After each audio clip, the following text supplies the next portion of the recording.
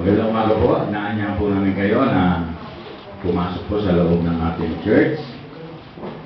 Umuulan po dyan. Okay, sisimulan na tayo sa ating gawain. Kung saan, ang sabi nga ito po ang paghahatid sa labi, karawang lupa ng ating kapatid na si Nanay Ita. Lahat ng mga malapit sa kanya, pumunta na kayo sa harapan. Malalapit ito, mga anak, mga biyanan, mga manugang, mga apo, nandito kayo lahat. Salamat sa Panginoon.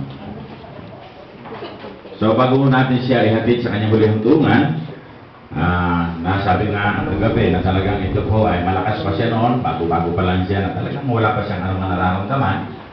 Nakahiling niya sa akin, sabi nga niya, Pastor, pag ako po ay namatay, yun kasi alam niya namatay, hindi umuwi sa Panginoon.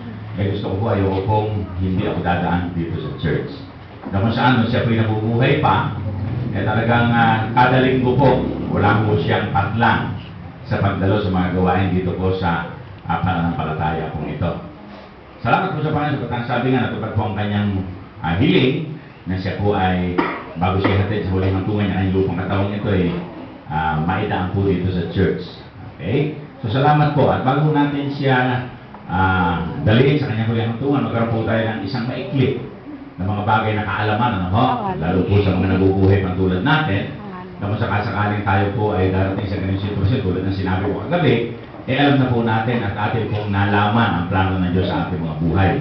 At ang sabi nga, tayo lang po ang magdidesisyon, hindi kasi tayo pinipilit ng Diyos, ano po?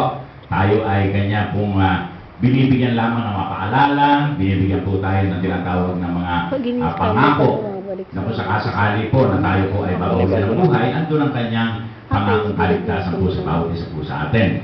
At tulad kagabi, siguro nakapatigyan ninyo na ang pangako kong ito ay makukuha lamang sa kaligtasan. Di ba? At tayo pupunta, at tayo hangad, at tayo mapunta sa buhay na walang hanggan.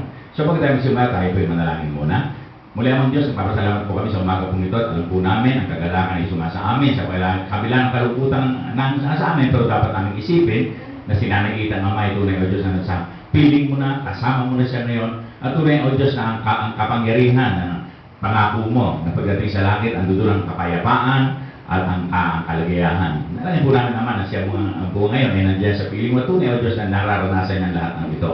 Kaya nalangin po namin naman bago siya hatid sa kanyang huli ang tunay, kanyang lupang katawang ito, na o Diyos, magkaroon po ng tinatawag na bunga pa ang huling sandaling ito bago namin siya hatid sa kanyang huling tunay. Salamat po. Ito po aming dalangin sa makapangyarihang pangalan ng anak si Jesus.